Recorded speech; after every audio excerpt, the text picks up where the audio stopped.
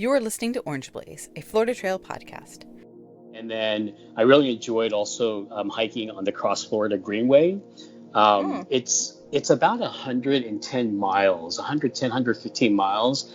And if I remember right, it covers, I think, anywhere from 80 to 100,000 acres, but it's Hmm. only like 4 or 5 miles wide. And this greenway, which, again, I think I wrote about it, but I highly recommend it to anyone that wants to just go mountain biking. So it's a series of mountain bike trails, biking trails, horseback riding, hiking, and also running. That was Lil Buddha, hiking and haiku writer extraordinaire, back for a second time on the podcast. He was first on the podcast in the spring of 2019 for episode 15.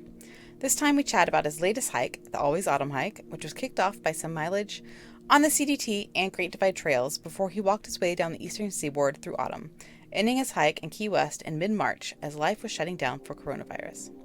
I have to thank that awful virus for letting me catch up with him again, as had it not been for the shutdown, he and just about everyone else would have been beginning other long trail treks this summer. Lil Buddha is a delight to chat with as always, and I know you'll enjoy hearing about his hikes over the last year. All right, on to the episode. So have you spent much time in Houston, or how did you come about finding your spot being here? Oh, so yeah. I actually I do some work for a my friend here has he and his sister, they run a clinic here in town, and I've done quite a bit of work for them over the years, and so this is kind of my job. Oh, Um, okay. yeah, and I do marketing and I do communications and I do a lot of their marketing collateral. We're in pain medication as well as therapy. And so what that entails is we bring in clinicians and they have clients. And so I really work on the side of getting all the clinicians credentialed and all the marketing material all organized. And so it's kind of what I do. Okay. So I guess it's pretty flexible for you to be able to do that and then work and kind of come back and forth to that. Yeah. It works out really well, and a lot of the work I can do on trail. So Okay. I just take a few days off here and there. That's why I like to take a lot of zeros. Yeah. Like I'm I'm gonna a very strategic hiker. right. Now, because this always makes me curious about. I know some hikers actually do, work like half the year and then play half the year. Yeah, How does that work for some of your other friends that do have a lifestyle like you? How are they making money? I think I mean, people that hike continuously. Most of them that I'm close with, they either have sponsorship deals, or they own their own businesses and they just are able to take like 6 months off. Right. For me, I mean, I've done work for this clinic quite a bit, as a consultant over the years, the last 5 years. But even Hmm. before then, I think the last time we spoke, I actually was in sales. I worked for a public radio station. That's Uh, right. Right. yeah, back in Colorado and Kansas. And so, for me, I've always kind of done this work thing and then, take a few years off and go hike and play. But I think it's sponsorships and then people just save up. I think it's really just, you know, what makes the most sense for what they want to do. Right. Um, I don't know if that's a good answer or not, but No, I mean, I yeah. figured it was just highly individualized, but I think so many people just watch all these people go hiking all the time and wonder like, how do they do that? And some people are more open about it than others, and hmm I was just kind of curious if you had any insight. So, Well, for me too, I mean, I don't own. I made a conscious choice many years ago to get rid of everything. So everything that I own is really everything of consequence that I own really fits in my backpack. hmm.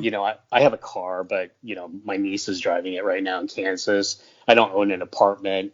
All of my belongings, that are important to me, I keep in a storage unit. And I think Yeah, that's pretty common for a lot of hikers that are always out there hiking. Um, it's tough. If you have a family and kids, it's yeah, really tough to be out there. So single, no kids, not a lot of attachments. That's kind of yep, works for yep. me. So Well, that seems to be the going trend, or people that are retirees, or yeah, whatever. Yeah, yeah. Yeah, So. sure.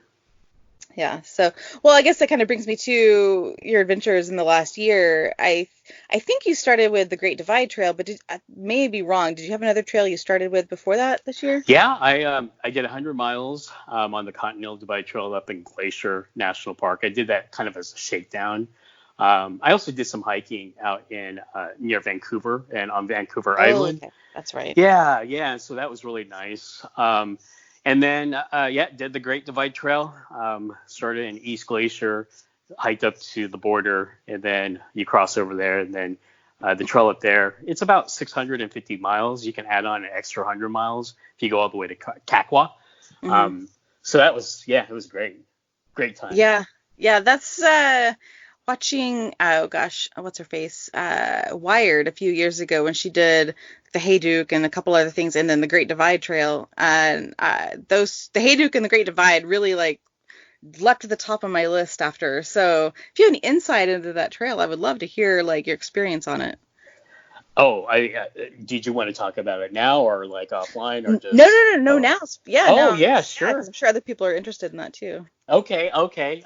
Yeah. So I think what I will say about the Great Divide Trail is it's like many trails that are in the process of just kind of being formed. You know, they're in a developmental stage. There's quite a bit of trail already built, and there's obviously an app now. Guthook has an app, which Mm, is really helpful. So let me just back up. I hiked a large part of it about 5 years ago with my buddy Canadug. And at the time, we had just done up around like Lake Kananaskis and the area that had lots of trail. And I was like, oh, I've got to come back here and hike this whole trail once it's a little bit more complete, you know. And so fast forward 5 years later, and they linked up so much of the national parks up there. There's a little bit of road walking, but it's just, you know, you're up in the Canadian Rockies. It's uh, honestly probably my favorite through hike that's under 1,000 miles easily.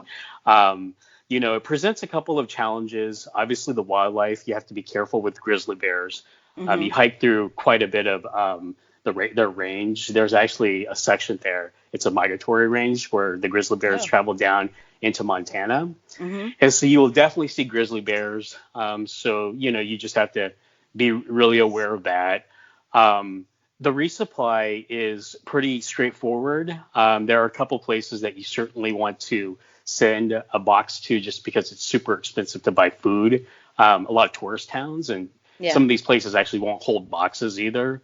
Oh, wow. Um, but there's if you go onto the Great Divide Trail Association webpage, they have pretty an outline kind of strategy to do resupply and where you should send your boxes and trail towns. It's really similar to any long distance hiking trail, kind of like the Great Divide or the Continental Divide Trail or even the PCT. Mm-hmm. Not so much like the AT. The food carries are a little bit longer. I'd say we did about anywhere from 25 to 35 miles a day, and we would carry maybe 4 to 5 days worth of food. Mm-hmm. Um, the longest carry was maybe about 6.5 days. So you've got to be ready to carry, you know, food. Water's everywhere, so you don't have to worry about that.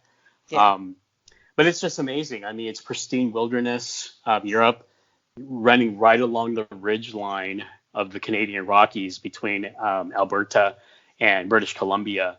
Um, and you know, the scenery is just, it's really next level. The mountains up there, excuse me, they are shorter, but the tree line runs right up to the base of the mountain and they're Oh, really yeah. wide. And so you get these expansive views and these ranges that just go on forever. They just kind of stretch out over the horizon. And it's really different because like down lower here in Colorado, or even up in like the Wind River Range, they're very jagged peaks. Mm-hmm. And so you don't get those expansive wide views. And so that was one thing that really stuck out to me, how massive the mountains are up there, just how wide they are. Yeah. Um, and then the water, you know, is pristine. You can drink right out of the lakes and river. Well, maybe not the lakes, but up high in the rivers, absolutely. You can just drink right out of them. I did that quite a bit. Wow. Didn't have any problems. Yeah, nice. Now, how does Yeah. that trail compare like to the CDT? Like, would you rate it higher or? Mm. I mean, just in terms of scenery, or just in terms of kind of, well, for me, just because it's a shorter trail, um, I would say it's very comparable to the northern part, obviously, of the CDT, because those are similar mountains. Hmm. Um, but you're not going to have a lot of, there are sections up there that, for like 100 kilometers you don't cross a road, right? Yeah. You're up in the mountains. You go across some dirt roads and some mountain roads, but like no like paved roads. And so if you get in trouble, you're really in trouble. And there are also a couple of dead cell and satellite dead zones up in those Mm. mountains. And Hmm. so I remember we were coming up over one of the passes, and you could kind of see where the trail would go. So a lot of the trail is also route finding, Yeah. which you've just got to be able to like look at the map or the Gut Hook app and just be able to navigate. Yeah. Because sometimes again in these dead zones, you're not, you can't rely on the GPS. And we were up at the top of a pass, and I could tell the GPS was showing us way off of the Gut Hook app. And I was like, well, clearly it's down this way, but to get there, it took us like 2 hours. It's Oh quite a bit wow. of a bushwhack. It's the Kittiwak is how you pronounce it. It's the Kittiwak alternate off of the main trail, but Hmm. definitely highly recommend it. And that's the other thing too. It's kind of a choose your own adventure type of through hike. There are lots of different alternates. I highly recommend the alternates. You get a little bit of class 3, class 4 rock scrambling, but it's nothing that you really need like any gear for. There is one Okay. alternate that people recommend not to hike, and we did not do that one because I think people have gotten clipped out on it. Ooh. But all the other alternates, we Yeah. did no problem. So Right. yeah, I definitely highly recommend it. It's one of the best hikes. I'm actually planning maybe on doing a little bit more hiking again this summer. So we'll see Yeah. what happens Hopefully. with what's going on. Yeah. Yeah. Seems like everybody is in the same situation. Well, I don't know. We're just kind of waiting week by week, month by Yeah. month, and hopefully that something will change and for the better. So I don't know. We'll Yeah, see. I'm telling you, it's pretty rough right now. I mean, I was supposed to be doing a northbound of the Continental Divide Trail right now, and I was going to go right into doing another GDT, Oh but man. it is what it is. Yeah. I'm okay. I'm okay. The trail will Yeah. be there. It'll be there. Right. Well, no, you were on the Great Divide Trail, and were you already thinking of doing your always autumn southbound hike on the AT, Yeah, or okay. yeah. That was going to be my hike for last year into this year, the beginning of this year. I planned the ECT. I knew I wanted to do a southbound, and I can't remember if we talked about this last time, but I've always wanted to hike in the East Coast during prime autumn, peak autumn, Hmm. and and so I timed it, and I kind of got there a little too early. Yeah. And I don't know if, yeah, it sounds like you kind of figured out the route I took. I came down the long trail instead of the IAT, Yeah. um, Yeah. and came down the AT down to Florida, and and it was kind of my plan. I wanted to see as much color as possible, and it was kind of interesting. Just I think I wrote about this, how the trail has, maybe because you're always in the tunnel and there's just not a lot of I don't know, I just wasn't remembering a lot of the trail. I Yeah. it's all indistinguishable. You're in the trees. Of course I Mhm. would remember things like McAfee Knob, and obviously the lights were pretty distinct, but beyond that it's just like it was like a brand new trail, which was great. Right. 10 So, years, so it makes sense. yeah. So, I mean, how crowded was it for you coming southbound? I mean, there's probably other southbounders you were overlapping, but what was it like? I mean, in your memory, going from Yeah. northbound last time to this time. Well, I think so. Both times I've hiked on the, I guess we're just talking about the AT. Hmm. So 10 years ago when I did in 2010 and went northbound, I was ahead of the pack. I think I got to Springer like in the beginning of March, and then I kind of stayed ahead of the main pack the entire way. And so I didn't have a really, I guess, traditional AT experience the first time, and then the Mm-hmm. second time it was more of the same. So when I came down on the long trail, what I actually did was, so I started in Burlingame, or Burlington, Mm-hmm. which is pretty much right halfway on the long trail, and came south and then went north on the AT up to the Whites. And so I actually caught like that tail end of the AT pack, but it Okay. was, it was already still, by then it was, pretty. There were a couple of hikers out there. I maybe met like 10 or 15. Mm-hmm. Um, and so, yeah, really nice Alaska girl. She was really cool. We hiked together for a few days, went through the Whites. And then when I went back up to the long trail, I came back down and I was running into a lot of northbound long trail hikers, right? Mm-hmm. Because they had started south and they were coming north and I was now Yeah. coming south. And then when I jumped back down to, what is it, Killington, I think is the area where the long trail and the AT connect, and came southbound. I was pretty much the only AT southbound for many, many miles. I didn't really see any other hikers. Saw one or two, but I think they were skipping around, or I Yeah. don't know where they started, but I never saw them again. Where I really started catching people were in the Mid Atlantic states after New York. Um, that's when I kind of started seeing a lot more AT hikers. And even then, there weren't many. So both times, my experience has been quite nice in terms of, I like to hike in a lot of solitude. And, the AT is, as you know, is a Yeah. pretty social trail. And I've had the trail, I feel like, to myself both times.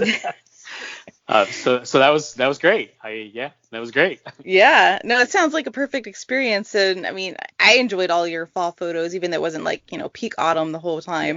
Yeah. But we had ran into Baltimore Jack on the AT, I think in Harper's Ferry, and Right. he had told us to slow down. He said, slow down because you want to see New England in the fall. And of course, we were like, no, we're like, got miles and legs, and we're raring to go.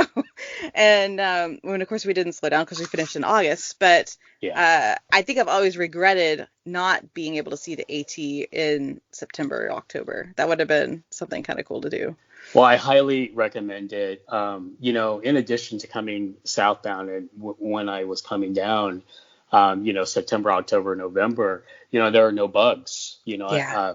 Going northbound, I didn't remember a lot of bugs. I actually started having more bugs up on the IAT and Maine and beyond, because I think that's when black fly season and those, huge biting giant flies that take uh, pieces of flesh out of you Yeah. when they bite you. I mean, that's kind Yeah. of their prime time is like July. And so I only really had like the black gnats for like half of a day up in Vermont, and then they just went away. And then I didn't have any mosquitoes until I got down to Big Cypress. So, I mean, one or two up north and, on the Panhandle on the Florida Trail. But Yeah. yeah, it was really right around, right after Lake Okeechobee down into Big Cypress is where I started having mosquitoes. And I was like, oh, this is kind of new. So, Yeah. yeah. Well, it's kind of the right time of season. You were getting into the warm weather in South Florida, so Yeah, yeah, yeah. So, I mean, I highly recommend it southbound during winter months. And, and I didn't really hike in a lot. Again, I'm a pretty strategic hiker, so if I know that a day's coming up that's going to be rainy for a day or two, I'll just take time off. yeah. I just prefer to be dry. I think that's what I appreciate is that you do that. And so many other hikers just tough it out, and I'm like, you just get to a certain point after so many miles hiked that you're just like, you know what, it's not worth it. I'm just gonna take the day off, and I appreciate that you do that. Missy, I don't know how old you. I'm an old man now. I mean, I've hiked through the rain. That was in my 20s and early 30s. I'm like in my mid 40s now. I like to take it easy. Yeah. And I guess the flip side of that is you have to be able to hike as well, and put in the work. I mean, everyone Yeah. does that, right? But I know when I take like a 0 or a double zero, I know the next few days after that I'm gonna have to put in some pretty big days. Um, but again, I've always kind of stuck to this: get up really early before the sun and try to get into camp before sundown. And so, I have a pretty aggressive morning routine. I try to put in at least 18 to 20 miles before 12.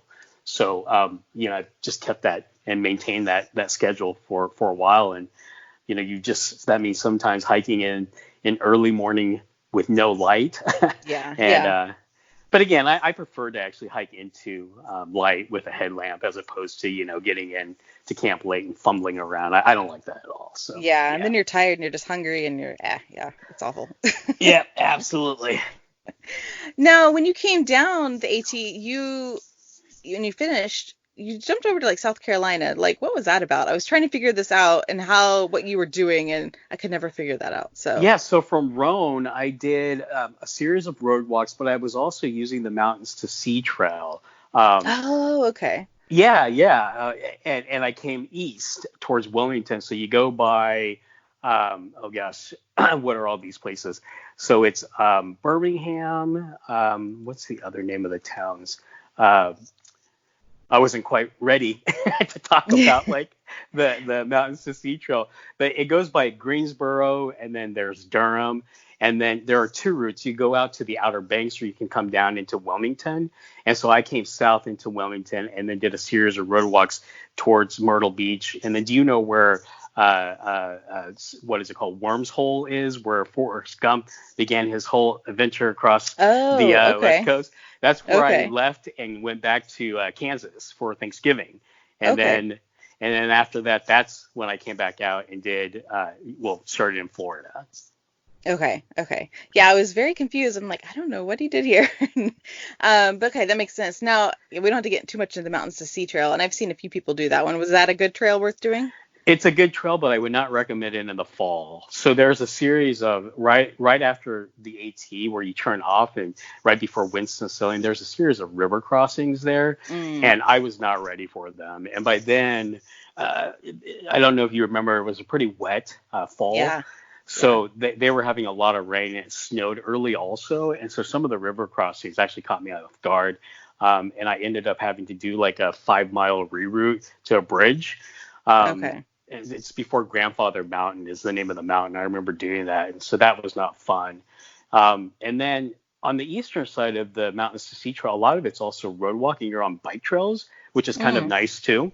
And so that's I mean, it's a great trail. You go through some Hanging Rock Park. I think I posted some pictures and stuff. I still have some things I need to hang up or post up there. But Hanging State Park was really great.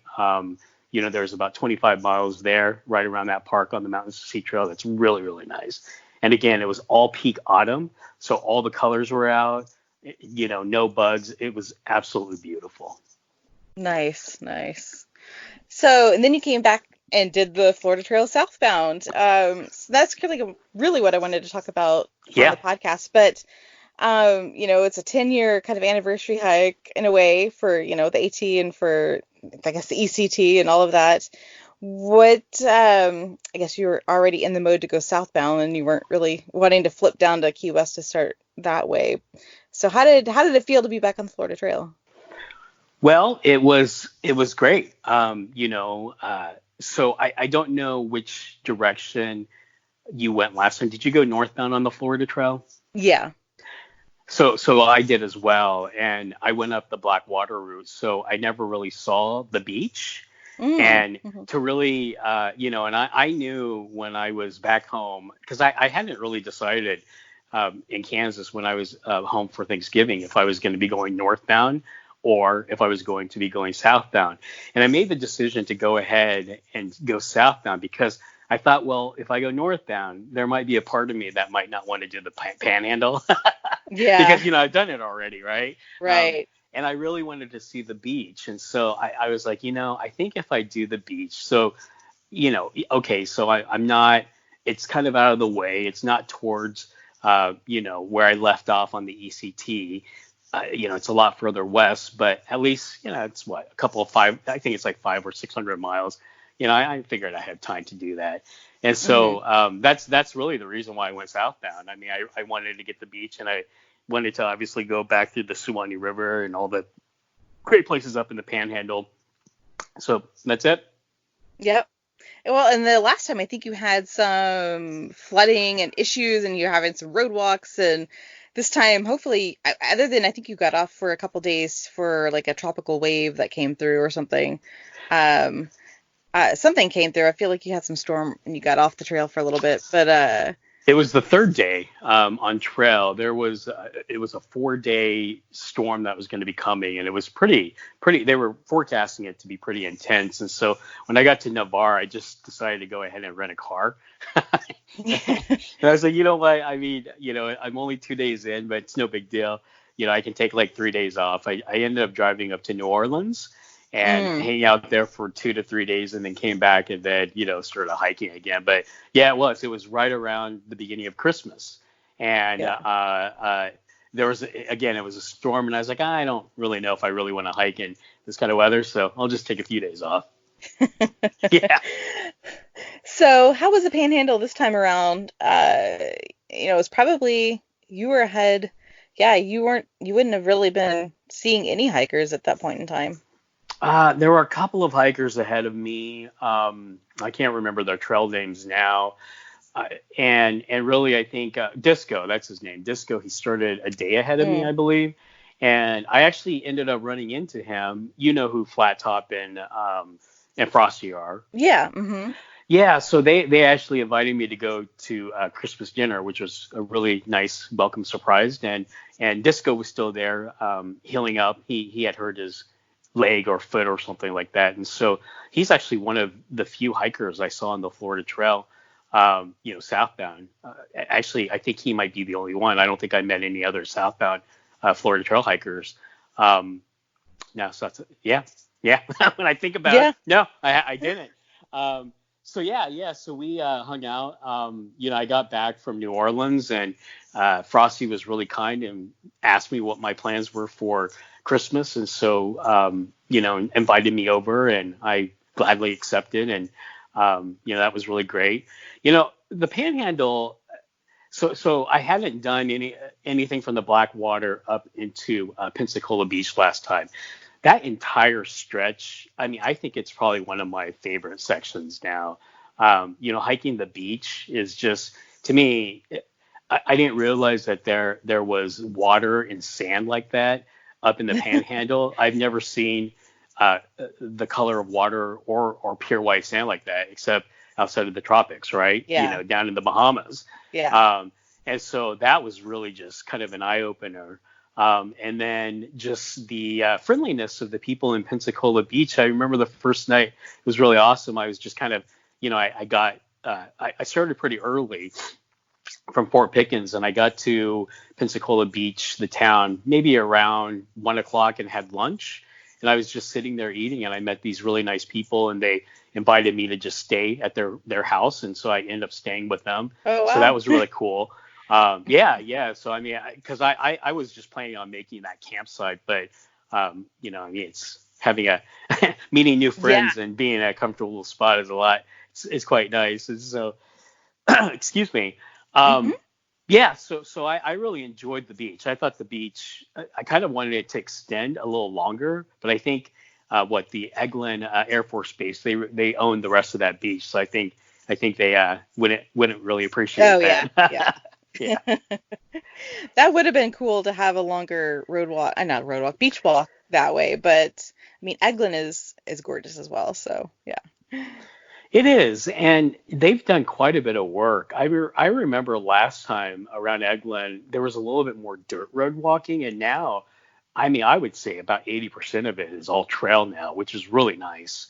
They've done a lot of work up there. I mean, it's kind of like walking through a park.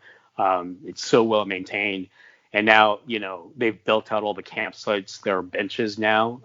I don't know Yeah. if were there benches. I don't think there were. Maybe in a couple places, but now there are like tables. Yeah, Um, there were a few, but some campsites didn't have anything, I remember. Yeah.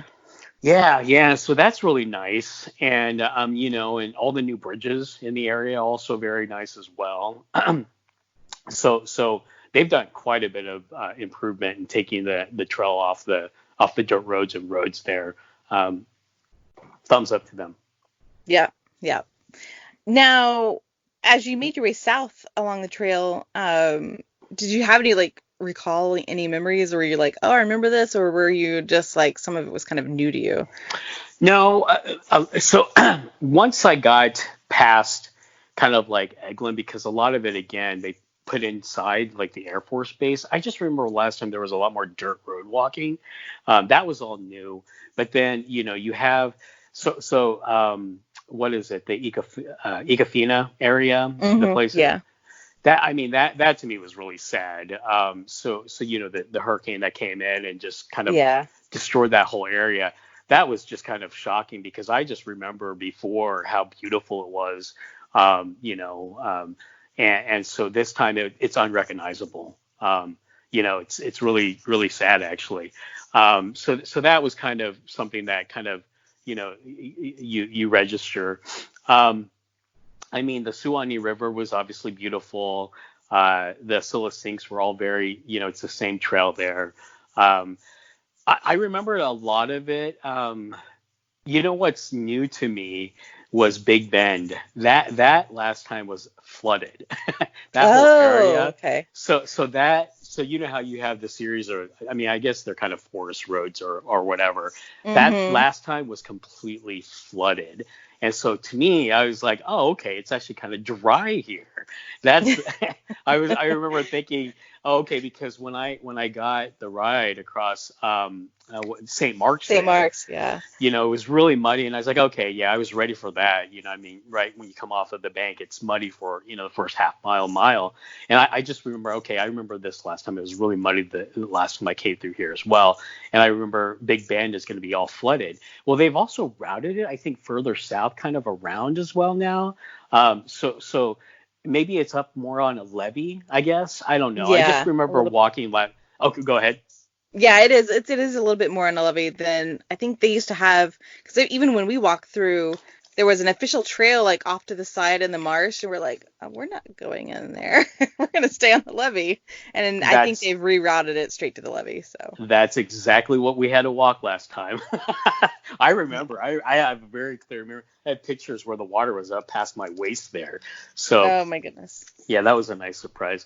But I mean, I remembered a lot of the trail. I mean, it's Florida's interesting in that it has so many different distinctive ecosystems where they just look different. So that's as opposed to like the AT where everything's kind of the same, or looks the same. You're in the trees. Yeah. So yeah, that's always a bonus. Okay. Now you went on the Western corridor this time, right? I did. Now, I don't know anything about that, and most people don't hike that section. So maybe you can talk a little bit about that because it seemed like you really enjoyed it. And what were some of the highlights? So yeah. Well, I kind of made the decision before I got there that I was going to do the Western route. I was throwing, the idea around of maybe just kind of doing a complete a new trail there. And so I don't know if you're familiar with, I can't remember what the paddle trail there is called, but you can do a paddle option there also. Hmm. I should have written this down. Sorry, Misty. That's okay. I should have I asked. need to start preparing better for things like this. Well, and I didn't even do an outline for you, so it's my fault too. So. No, that's okay. Well, anyway, strike that story out. I can't remember the name of the park there that right where they split off, right before the 88 store. But you can. There's a big long river there that you can actually paddle, and I was thinking of doing that. But then I was like, you know what? I've never hiked the Western route, and so I'm just going to try that. And of course, you hear all these stories about the trail not being blazed and all this road walking, and we'll get more into that. But I went ahead and just, that a few nights before, I was like, I'm just going to try the Western route and started it. And, some of the highlights for me, I really enjoyed Silver Springs. Mhm. That was an awesome place. I ended up taking, I think, a zero there or a double zero. I think I stayed there 3 nights, and yeah, I'm pretty sure I did. And I ended up rafting down the Silver Springs River, which Mhm. was really nice. You can rent a kayak down there at the park there, and you can kayak for about 7 miles, and you can get picked up. So that was a huge highlight. And then I really enjoyed also hiking on the Cross Florida Greenway. Mm. It's about 110 miles, 110, 115 miles. And if I remember right, it covers, I think, anywhere from 80 to 100,000 acres, but it's Mm. only like 4 or 5 miles wide. And this greenway, which, again, I think I wrote about it, but I highly recommend it to anyone that wants to just go mountain biking. So it's a series of mountain bike trails, biking trails, horseback riding, hiking, and also running. And Mm. all of these different outdoor, excuse me, activities, they're all separate. They're all separate trails. And so there's a little bit of overlapping, but everyone kind of stays on their own trail. So you're never hiking like on the horse trail, or you're never hiking on Okay. like the biking trail. Again, there is a little bit of overlap at times, but mostly you have your own trail. And so, if you think about that, it's quite efficient, but it also eliminates all that competition and horses getting in the way of riders and people Yeah. coming down, a cliff or not a cliff, but a big hill and running into hikers. So it eliminates all that. That was really great. And the Florida Trail, I think it's about 60 miles there. There's a little bit of road walking to the town of Dunellen, but Mm-hmm. it's highly recommended. It's great. Um, I also really enjoyed, I think it's called Citrus Wildlife Management Area. Mm-hmm. That area is really cool. There are some really neat caves there, and in that wildlife area, there are loop trails, and so you can do like all these different loops. And I actually went off of the Florida Trail there and did the outer loop because I wanted to go to some of the caverns, which were really cool, Okay. and that was really neat. And then, I think it's the Withlacoochee State Bike Trail. That's really neat. I mean, it's kind of similar to the Cross the Middle Trail on the east side. About 20 miles or 15 to 20 miles. That was really neat. I liked it because there were a lot of places to eat Yeah. and get things to drink, so that was always nice. And then, of course, I think the fourth thing that I really enjoyed was the Green Swamp. So the Green Swamp is actually quite swampy. I mean, to me, it was actually a lot more wet than what Big Cypress was further down south. And I knew that. I read about it, and there's probably about 20 miles that you hike in the water. But it was interesting this year. It's a lot drier, and so it was only, I think, about 5 miles of knee deep water. But the trail there probably could use a little bit more work. Just I think less people hike that area, Mm-hmm. and so the navigation. Obviously your gut hook app, and I mean, but I really enjoyed that as well. But then you come out onto this really really long road walk. It's like a 75-mile road walk that is Yeah. pretty brutal, and so I think that's what people always hesitate to do. That's why they hesitate to do the western, because it's that road walk is pretty brutal. Yeah. I think that's definitely what deterred us. I know the other tracks, we've hiked that citrus track before, some of Okay. those loops, and so I'm familiar with that. And I've heard of the other tracks. I just haven't been on them, and they've always enticed me. But it was that 75 mile. I was like, I don't know about that. So Well, the thing that's also kind of and now I'm remembering. I should have read over my notes. I apologize. I'm not quite ready. But that's all right. there are huge sections there that don't have any trail markers. And so if you don't have like either, well, I guess I don't know, people use the paper maps anymore or just the gut hook app. I mean, Hmm. it's a road walk, so obviously you follow the road, but yeah, they just didn't blaze it for like 50 miles there. Which is, I guess, again, it's a choose your own road walk type situation. Um, you know, right after the Green Swamp, you do a series of road walks, but then there is some sidewalk road walking / road walking. And you go past this town, I think the town is called, what is the town? It's right near Disney World. Uh, It's south of Disney World. is it It's not. Kissimmee? No, it's not Kissimmee. I actually ended up going to Kissimmee. It'll come to me here in a second. Uh, what is it? I'm trying to think of. Brooksville. That's it. Okay, Brooksville. Brooksville. Yeah, Yes. yeah. You're north of Brooksville, and you are literally like I think 10 miles away from Disney World. And, I remember stopping there and having some, I think I stopped at a Pizza Hut thinking, maybe I should get a Disney World or something, but didn't. Yeah. And then from there, it's another road walk to get into the town of Kissimmee. Yeah. And so, yeah, I mean, what you can't really, I mean, it's a road, and it's Yeah. dangerous and you just got to be Yeah. careful. Right. So you did the west side. You probably didn't see too many or any northbounders. Did you run into northbounders anywhere else? So I did meet a couple of northbounders. Right in Ocala, there were a couple of northbounders I met, just briefly, right outside of White Springs. I met one other hiker. I think his name was Abraham Lincoln or something like that. Something like that, yeah, right outside of White Springs. But I think what happened was I missed a lot of the when I did the well, I had to get off trail for 3 weeks there, right? I came back and did some work there, so I wasn't on trail for 3 weeks. But so I think a couple of southbounders must have passed me because I saw them in the trail log. And then going northbound, I was on the western route, so I didn't see a lot of northbounders. I did meet. Let me think. Yeah, it would have just been on Ocala. I met a couple of northbounders there. Wild Turkey, I met him. Oh yeah. The guy that had the dog, I can't remember his name. The white dog he was hiking with. It's like a husky. He was really nice. But I met them outside of Lake Butler, and that's pretty much it. I saw a couple of people on the road walk and just waved to them and said hi, but we didn't really exchange trail names and stuff. So yeah, it was again. I think the Florida Trail has gotten quite busy, but I seem to have missed a lot of people. Yeah. Yeah.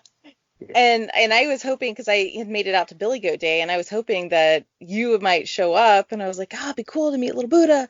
And but I think that was right around you'd just gotten back on trail, or maybe you were still off trail right around then. But yeah, I had plans to go to Billy Goat Date with Frosty and Flat Top in that group, but unfortunately, I ended up I was back here in Houston and needed to do a little bit more work, and so.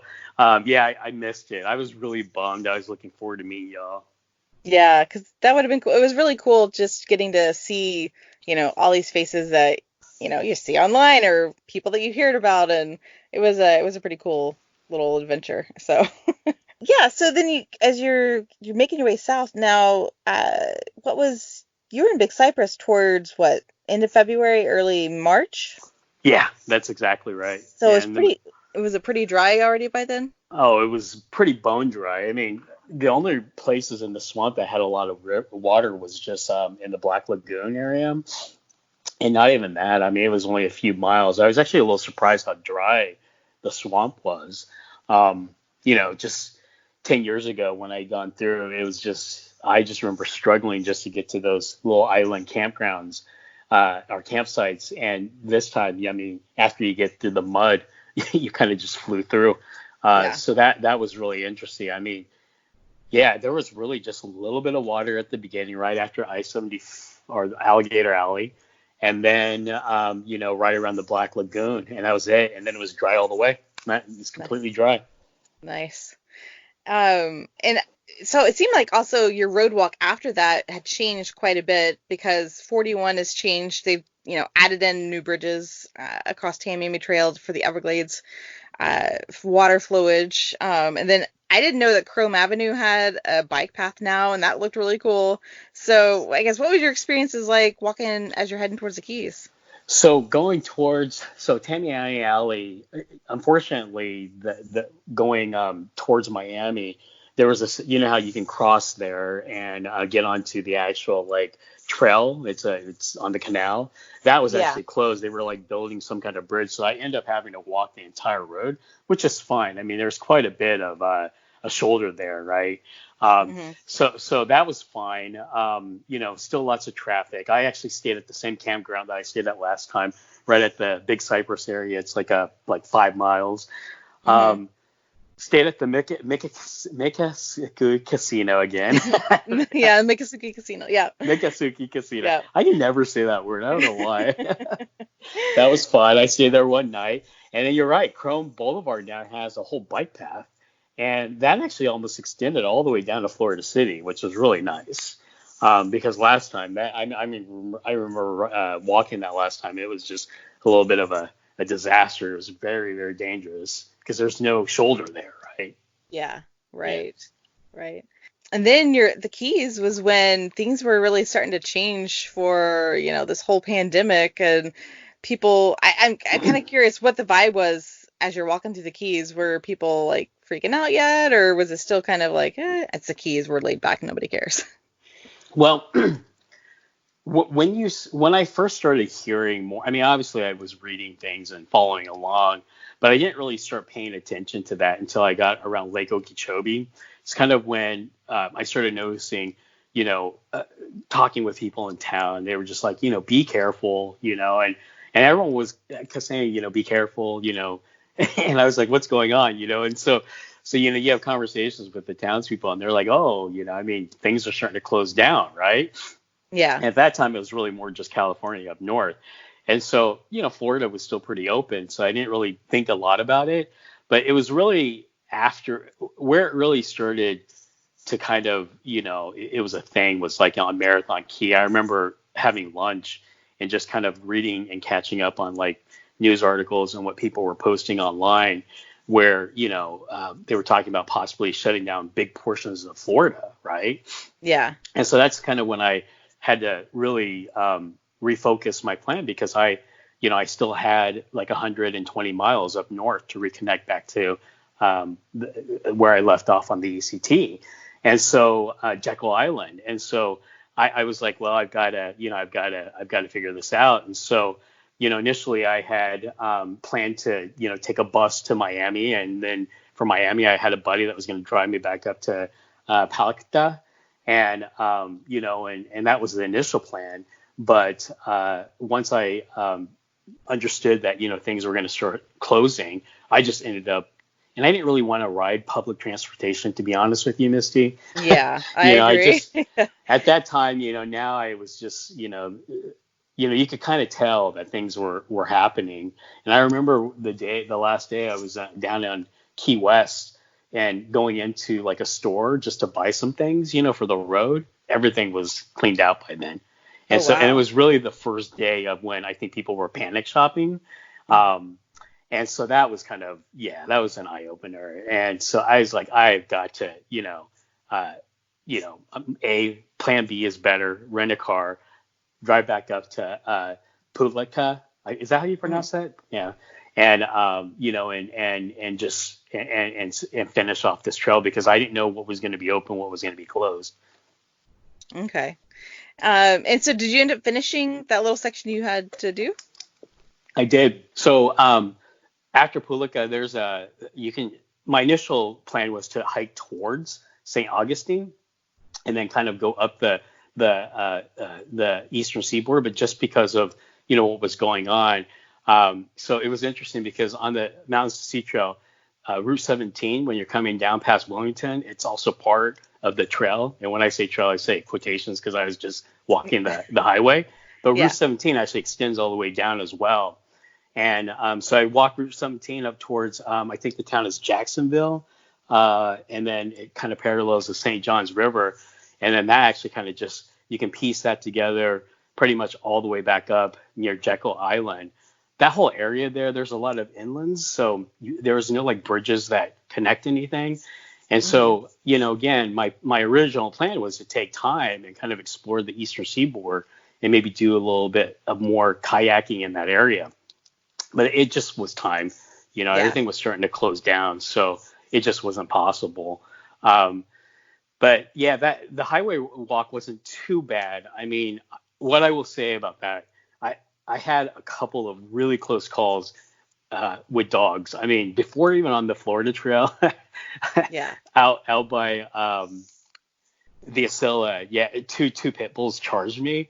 But I Mm. was I was almost like I've never almost been bit before, but this dog grabbed my socks and like Oh my gosh. yeah it was just I'm usually pretty quick and kind of can move and kind of like get out of the way and have my pepper spray ready, but he kind of snuck up on me, didn't bark, so he was already on me by the time I knew that he was behind me. And so I think that road, just again, they don't see hikers and stuff. They don't know what people are doing. And so that was a little scary. But yeah, I mean, overall, I mean, I think hiking in a pandemic, it's just when things are starting to close down and you can't get supplies, it just became tougher and tougher. And, it just it's not a good time to be out there. So it was really just about finishing up as quick as possible. I would have liked to have taken a little bit more time and explored the area. I think there's the Timwaukan Wildlife Preserve up there that I really wanted to see. Oh, yeah. Yeah, I mean, I had been reading about it, once, when I was actually, even when I was still out on the way before Lake Okeechobee, I'd seen it on the map and I was like, oh, that looks like a really neat place. But again, it was just timing, had to get done. Yeah. No, I watched a couple people, they're like Santiago. They're the Camino Trail. Yeah. They got that canceled and they're like, "Oh, we'll just go to the PCT." And I was just like, "You guys are crazy." And I think they got, 2 days in the PCT and the PCT kicked everybody off. So, just watching all of that kind of go down has been really surreal. So. Yeah, it's kind of right now everyone's in a holding pattern, and that's just what it is. Yep. Something we didn't talk about last time were your haikus, and I had it on my list last time. We didn't get to talk about it, and I just like them. And have you always been into haikus or poetry, or what is that about? I do it to be silly. I mean, okay. So like it started off many years ago. Yeah, I think I can tell this story. When the first thru hike I did was on the John Muir Trail, and I met a couple of hikers, and Dharma is actually the guy that gave me my trail name. But he and we would have a haiku battle, and we would just do haikus. We would think of a haiku all day, and at the end of the night, we would like recite a haiku, and whoever had the best haiku had to make the other person's dinner. so that's where that all started.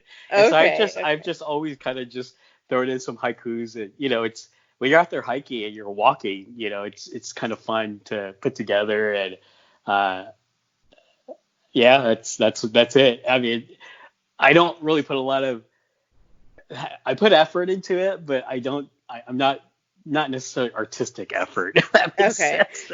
Well, sometimes they go perfectly with whatever photo you're posting. I mean, it's like, you have this mountain stream and you're like, here's a haiku. You're embarrassing me now. I'm also I need to apologize. I'm actually really tired, Misty, and so I know I'm fumbling around on my words and stuff here a little. It's just I maintain that going to bed at 7:00, and I probably should have told you that. I should have told you that. I'm sorry. That's okay. Yeah. It's okay. But anyway, yeah. Now I'm thoroughly embarrassed about the haikuing. Well, we will wind down. Hopefully you get back on the trail this summer doing something. And, if you're in Houston still when this opens up and we have a chance to meet up, that'd be cool. But I don't know. We'll cross paths someday. Oh, I'm sure we will. That's it for my chat with Little Buddha. Hopefully he'll be able to get out and get more trail miles in soon. Show notes for the episode can be found at orangeblaze.thegardenpathpodcast.com, and the podcast is on social media at Orange Blaze Podcast on Instagram and Official Orange Blaze Podcast on Facebook. Thanks for listening, and happy hiking.